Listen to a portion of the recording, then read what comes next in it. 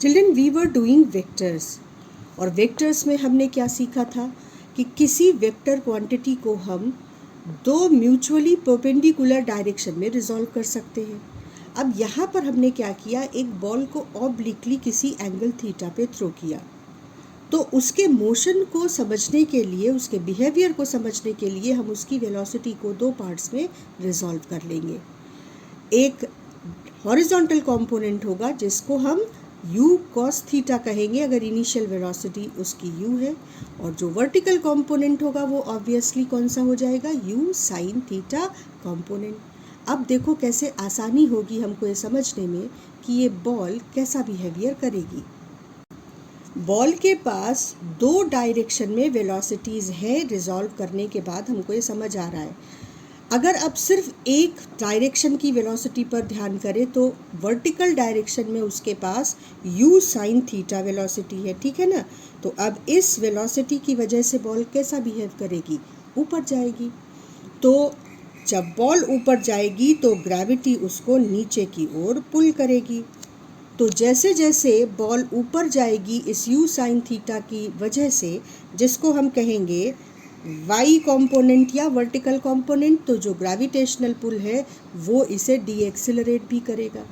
तो जब बॉल अपनी मैक्सिमम हाइट पर पहुंच जाएगी, जैसा कि हम लोग अगर किसी बॉल को वर्टिकली अप फेंकते थे तो बॉल ऊपर जाती थी और मैक्सिमम हाइट पर पहुंचकर क्या होता था, बॉल रुक जाती थी और वापस लौटने लगती थी, क्योंकि ग्रेविटी उसकी वेलोसिटी को डीएक्सिलरेट करते करते ज़ीरो कर देती थी। तो यहाँ भी बॉल मैक्सिमम हाइट पर पहुँचेगी तो उसकी वेलोसिटी ज़ीरो हो जाएगी, वर्टिकल वेलोसिटी। और जैसे ही वर्टिकल वेलोसिटी ज़ीरो होगी, ग्रेविटी उसको वापस नीचे खींचने लगेगी, तो बॉल अगले ही मोमेंट नीचे की ओर जर्नी करने लगेगी। इस तरीके से अगले ही मोमेंट जो बॉल की वेलोसिटी है वो नीचे की ओर डायरेक्टेड हो जाएगी और बॉल नीचे की ओर चलने लगेगी, ठीक है। ये कब, जब हमने हॉरिजॉन्टल कंपोनेंट के बारे में सोचा ही नहीं, सिर्फ वर्टिकल कंपोनेंट की वजह से बॉल के मोशन को देखा। तो वर्टिकल कंपोनेंट की वजह से बॉल के मोशन को कौन सी डायरेक्शन मिल रही है, वर्टिकल डायरेक्शन। बॉल ऊपर जाती है, मैक्सिमम हाइट पर पहुंचकर उसकी वेलोसिटी ज़ीरो होती है और बॉल वापस लौटने लगती है। और जैसे जैसे बॉल रिटर्न जर्नी में नीचे आएगी वैसे वैसे उसकी ये वर्टिकल कंपोनेंट इंक्रीज़ करेगा, क्योंकि रिटर्न जर्नी में ऊपर जाते समय तो ग्रेविटी वेलोसिटी को डिक्रीज़ कर रही थी, लेकिन नीचे आते समय वेलोसिटी को ग्रेविटी सपोर्ट करेगी और एक्सेलरेट करेगी, ठीक। तो जब बॉल वापस ग्राउंड पर पहुंचेगी तो उसकी जो वर्टिकल कंपोनेंट है वो उतना हो चुका होगा जितने कंपोनेंट से उसने अपनी जर्नी स्टार्ट की थी, ठीक। अब हॉरिजॉन्टल डायरेक्शन के कंपोनेंट और बॉल पर उसके असर को देखते हैं। हॉरिजॉन्टल डायरेक्शन में उसके पास u cos थीटा इनिशियली थी, लेकिन हॉरिजॉन्टल डायरेक्शन में अगर आप एयर रेजिस्टेंस को इग्नोर कर दो तो कोई भी ऐसा फोर्स नहीं है जो इसे एक्सेलरेट या डी एक्सेलरेट करे। तो हॉरिजॉन्टल कंपोनेंट इसको सिर्फ आगे की ओर बढ़ाता जाएगा और पूरी जर्नी में इस बॉल की वेलोसिटी हॉरिजॉन्टल डायरेक्शन में सेम बनी रहेगी। अब इन दोनों कंपोनेंट को एक साथ विजुलाइज करते हैं through an animation. When an object is thrown at some angle theta from horizontal, then to analyze motion of object, we resolve its velocity in horizontal and vertical direction. Vertical component is u sin theta and horizontal component is u cos theta. अब ball ऊपर जाती है u sin theta की वजह से और आगे बढ़ती है u cos थीटा की वजह से, लेकिन वर्टिकल कंपोनेंट डीएक्सेलरेट होता है ग्रेविटेशनल पुल की वजह से, और वर्टिकल कंपोनेंट जब ज़ीरो हो जाता है तो ऑब्जेक्ट मैक्सिमम हाइट पर पहुंच जाता है और फिर वापस लौटता है। लेकिन u cos थीटा को डी एक्सेलरेट करने वाला कोई भी फोर्स मौजूद नहीं है, इसलिए u cos theta through out the journey same रहता है और दो वेक्टर कंपोनेंट्स की वजह से बॉल को पैराबोलिक पाथ मिलता है ग्रेविटेशनल फील्ड में।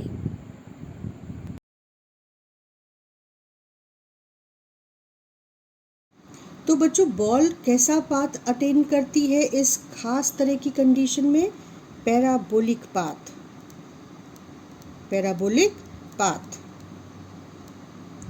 और इस बॉल को हम स्पेसिफिकली बोलते हैं प्रोजेक्टाइल। जब कोई ऑब्जेक्ट ऑब्लिकली ऐसी फील्ड में थ्रो किया जाए जिसमें फोर्स एक पर्टिकुलर डायरेक्शन में कंटिन्यूअसली एक्ट करता है, तो जिस एंगल पर बॉल फेंकी गई है या ऑब्जेक्ट फेंकी गई है, उस एंगल पर फेंके जाने की वजह से वो पैराबोलिक पाथ लेती है, उसको प्रोजेक्टाइल बोलते हैं। अब बॉल वर्टिकल डायरेक्शन में मैक्सिमम हाइट तक ऊपर जाएगी और फिर नीचे आएगी, तो मैक्सिमम हाइट इसकी एक खासियत हुई। बॉल वर्टिकल कंपोनेंट की वजह से ऊपर जा रही है, लेकिन हॉरिजॉन्टल कंपोनेंट की वजह से बॉल सीधे आगे बढ़ती रहती है। तो जितनी देर में बॉल ऊपर जाकर नीचे आएगी, उतनी ही देर में बॉल सीधा इतना डिस्टेंस कवर कर लेगी। तो हॉरिजॉन्टल डिस्टेंस में जो डिस्टेंस कवर करता है प्रोजेक्टाइल, उसको हम कहते हैं डिस्टेंस नहीं, डिस्प्लेसमेंट। हॉरिजॉन्टल डायरेक्शन में जो डिस्प्लेसमेंट कवर करता है बॉल, उसको हम कहते हैं रेंज। और जितने टाइम में बॉल ऊपर जाकर नीचे आई, उतने ही टाइम में बॉल ने ये हॉरिजॉन्टल डिस्प्लेसमेंट कवर की, और उस टाइम को हम बोलते हैं टाइम ऑफ फ्लाइट। तो ये तीन क्वांटिटीज़ हमारे लिए बहुत इम्पॉर्टेंट है। तो थीटा एंगल पर फेंके जाने पर यू वेलोसिटी से बॉल कितना ऊपर जाएगी, इसके लिए देखो हम सिर्फ वर्टिकल मोशन को कंसीडर करेंगे। मैक्सिमम हाइट पर वर्टिकल कंपोनेंट ज़ीरो हो जाएगा, जबकि इनिशियली उसका जो वर्टिकल कंपोनेंट था वो यू साइन थीटा था। तो केवल वर्टिकल डायरेक्शन में ये वाली इक्वेशन अप्लाई करो। बस क्या फ़र्क रहेगा, यहाँ हम v की जगह पर सिर्फ vertical component V Y square और यहाँ पर vertical component U Y square कर देंगे। तो वैल्यू सब्सटीट्यूट करो 0 और U square sine square theta, तो h मैक्सिमम की वैल्यू आ जाएगी U square sine square theta upon 2g। तो ये हमारी मैक्सिमम हाइट अटेंड है अगर कोई प्रोजेक्टाइल यू वेलोसिटी से थीटा एंगल पर फेंका जाता है। अब थोड़ा सा एनालिसिस करने की ज़रूरत है यहाँ पर। अगर थीटा को 90 डिग्री रख दें तो साइन स्क्वायर थीटा 1 हो जाएगा। तो मैक्सिमम हाइट की जो हाईएस्ट वैल्यू होगी वो थीटा इक्वल टू 90 पर होगी, क्योंकि साइन 90 1 हो जाता है। तो मैक्सिमम हाइट की जो highest value you square upon 2g होगी, ठीक है ना। लेकिन थीटा एंगल पर अगर फेंकते हैं तो मैक्सिमम हाइट की वैल्यू इस फॉर्मूले से निकलेगी। टाइम ऑफ फ्लाइट के लिए भी हम इसी कॉन्सेप्ट का यूज़ कर सकते हैं कि वर्टिकल हाइट मैक्सिमम जब होगी तो वेलोसिटी वर्टिकल 0 हो जाएगी। तो इस वेलोसिटी इक्वेशन के अकॉर्डिंग जब मैक्सिमम हाइट पर होगा तो उसकी वर्टिकल कंपोनेंट 0 हो जाएगा, जबकि initially vertical component you sine theta था।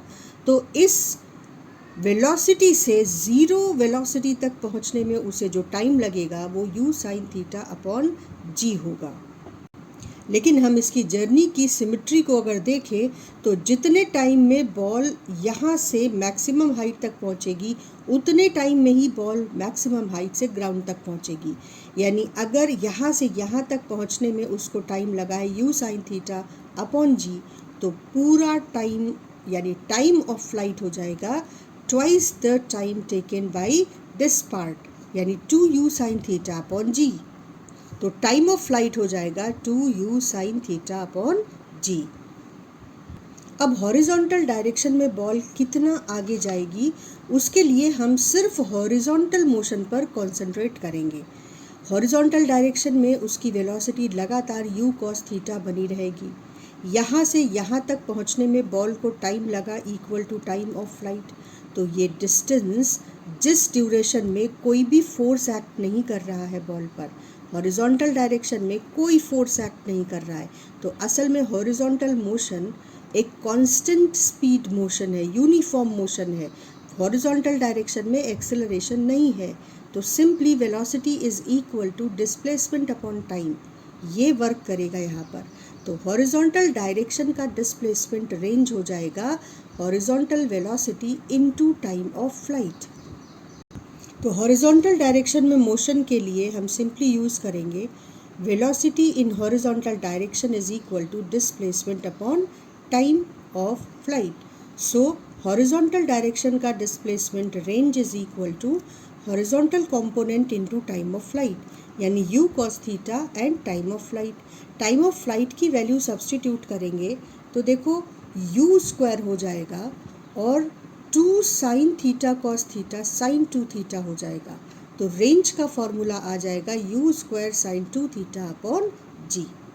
अब यहाँ पर इसे एनालिसिस करें तो साइन थीटा की वैल्यू, साइन 2 थीटा की वैल्यू 1 तब होगी जब 2 थीटा की वैल्यू 90 हो, और 2 थीटा की वैल्यू अगर 90 है तो थीटा की वैल्यू 45 है। तो हम कंक्लूड करते हैं कि range will be maximum when theta is 45 because at that value sine 2 theta will be 90, sine 90, और साइन 90 की वैल्यू 1 होती है, यानी maximum value of sine theta. तो थीटा की वैल्यू अगर 45 होगी तो साइन 2 थीटा की वैल्यू साइन 90 यानी 1 हो जाएगी, और रेंज मैक्सिमम अप्रोच अटेन करेगी u स्क्वायर अपॉन जी। तो कोई भी बॉल मैक्सिमम रेंज अगर अटेन करवानी है उसको, तो हमको उसे किस एंगल पर फेंकना होगा, 45 डिग्री पर। इसी तरह से अगर हम किसी बॉल को किसी पर्टिकुलर एंगल थीटा नॉट पर फेंकें और या उसे हम 90 माइनस थीटा नॉट पर फेंकें, तो दोनों ही केसेस में जो बॉल हॉरिजॉन्टल डिस्प्लेसमेंट कवर करेगी वो इक्वल होगा। देखो कैसे, रेंज की वैल्यू होती है u square 2 sine theta cos theta upon g. अब अगर थीटा नॉट एंगल पर फेंका है तो थीटा नॉट की वैल्यू रख दो यहाँ पर, लेकिन अगर 90 माइनस थीटा नॉट पर फेंका है तो 90 माइनस थीटा नॉट रख दें। लेकिन साइन 90 माइनस थीटा नॉट तो कॉस थीटा नॉट होता है, और cos 90 minus theta naught sine theta naught होता है। तो तुम देखो, चाहे थीटा नॉट पर रेंज देखो या 90 माइनस थीटा नॉट पर, बॉल की हॉरिजॉन्टल डिस्प्लेसमेंट कवर्ड इक्वल है। तो अगर 30 डिग्री पर बॉल को फेंको या 90 माइनस 30 यानी 60 डिग्री पर बॉल को फेंको, दोनों ही केसेस में बॉल इक्वल डिस्प्लेसमेंट कवर करेगी हॉरिजॉन्टली। नेक्स्ट क्लास में हम इस मोशन के कुछ और खूबसूरत पॉइंट्स डिस्कस करेंगे।